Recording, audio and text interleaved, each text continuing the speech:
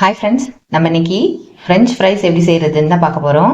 அதுக்கு நான் ஒரு 3 உருளைக்கிழங்கு எடுத்திருக்கேன். ஃபர்ஸ்ட் அதை தோல் சீவிட்டு எடுத்துக்கலாம். உருளைக்கிழங்கு எல்லாம் தோல் சீவியாச்சு. இப்போ அதை நம்ம ஃபிங்கர் சிப்ஸுக்கு உள்ள மாதிரி ஷேப்ஸ் இருக்கும் இல்லையா, அதே மாதிரி நம்ம கட் பண்ணிக்கலாம். இந்த ஓரத்தில் உள்ளதெல்லாம் கட் பண்ணி எடுத்துக்கலாம். அப்போதான் நீட்டமான ஷேப்பில் இருக்கும். கடையிலெல்லாம் நம்மளுக்கு கிடைக்கிற மாதிரி அழகாக நீட்டமாக இருக்கு இல்லையா, அது மாதிரி கிடைக்கும். அரிஞ்சாச்சு. இப்போ அப்படியே கட்டமா அப்படியே நீட்டமா ஒரே ஷேப்ல விடுங்க. அரிஞ்சிட்டு அதை ஒரே மொத்தமா இருக்கிற பீஸ் மாதிரி போட்டுக்கோங்க.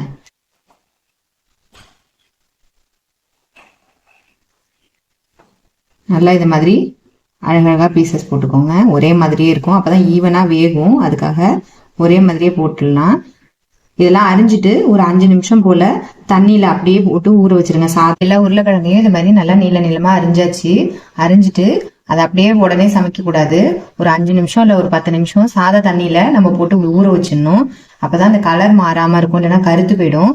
அது மாதிரி நம்ம பொரிக்கும் போது நல்லா கிரன்ச்சியா இருக்கும். சவுத்து போன மாதிரி இல்லாம நல்லா கிரன்ச்சியா இருக்கும். உருளைக்கிழங்கு நல்லா ஒரு 5 நிமிஷத்துல இருந்து ஒரு 7 நிமிஷம் வரைக்கும் நல்லா ஊறி இருந்தது. ஒரு பாத்திரத்துல தண்ணி வச்சு அதை கொஞ்சம் கொதிக்க வச்சிருக்கேன். கொதிக்க வச்சு அதுல கொஞ்சமா தூள் உப்பு சேர்த்துக்கிறேன். சேர்த்துட்டு நம்ம அலசி வச்சிருக்கோம் இல்லையா இந்த உருளைக்கிழங்கு எல்லாத்தையும் அதுல அப்படியே போட வேண்டியதான். அந்த கொதிக்கிற தண்ணியில போட்டுட்டு ஒரு 2 நிமிஷம் அப்படியே அது நல்லா கொதிக்கட்டும். பாதி வெந்துரும். அதுக்கப்புறம் நம்ம பொரிக்கலாம். 2 நிமிஷம் 3 நிமிஷம் கூட ஆயிடுச்சு. இப்போ நல்லா ஹாஃப் வெந்திருக்கும். இதோட நம்ம வெளியில எடுத்து வச்சிட வேண்டியதான்.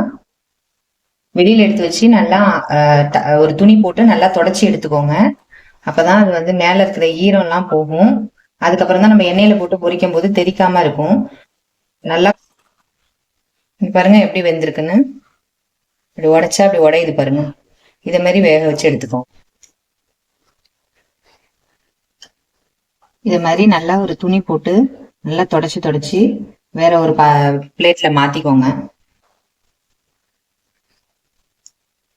நம்ம வேக வச்ச பொட்டேட்டோஸ் நல்லா தொடச்சி நல்லா ஆறி ரெடியா இருக்கு பொரிக்கிறதுக்கு. இப்போ எண்ணெய் ஒரு பாத்திரத்துல காய வச்சிருக்கேன். அது நல்லா சூடானதுக்கு அப்புறம் கொஞ்சம் கொஞ்சமா இந்த ஃபிங்கர்ஸ் பொட்டேட்டோ ஃபிங்கர்ஸ் இருக்கு இல்லையா, அதுல போட்டு பொரிச்சு எடுங்க. இது ஒரு தடவை பொரிச்சா பத்தாது. நம்ம ஃபர்ஸ்ட் ஒரு தடவை பொரிச்சு எல்லாத்தையும் எடுத்து வச்சுட்டு 2வது தடவை போட்டு பொரிக்கணும். அப்பதான் நல்லா கிறிஸ்பியா இருக்கும். ஃபர்ஸ்ட் இந்த மாதிரி ஒரு தடவை பொரிச்சு எடுத்து வச்சுக்கோங்க. எல்லாத்தையும் ஒரு 1 நிமிஷம் நல்லா பொரிச்சுக்கோங்க இதே மாதிரி. அதுக்கப்புறம் ஒரு பிளேட்ல அள்ளி வச்சுக்கோங்க.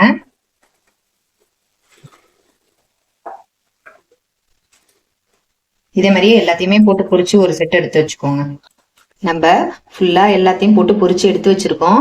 இது அப்படியே உடனே சூடோட மறுபடியும் பொரிக்க கூடாது. இது கொஞ்சம் நல்லா ஆறணும். ஆறுனதுக்கு அப்புறம் தான் மறுபடியும் 2வது தடவை போட்டு நம்ம இதை பொரிக்கும் போது நல்லா மொறுமொறுன்னு இருக்கும்.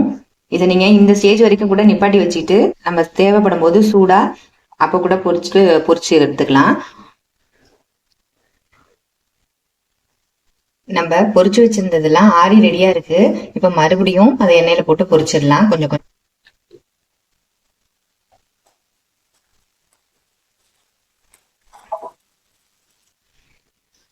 நம்ம எல்லா பிரெஞ்ச் ஃப்ரைஸும் பொரிச்சு நல்லா மொறுமொறுன்னு இருக்கு.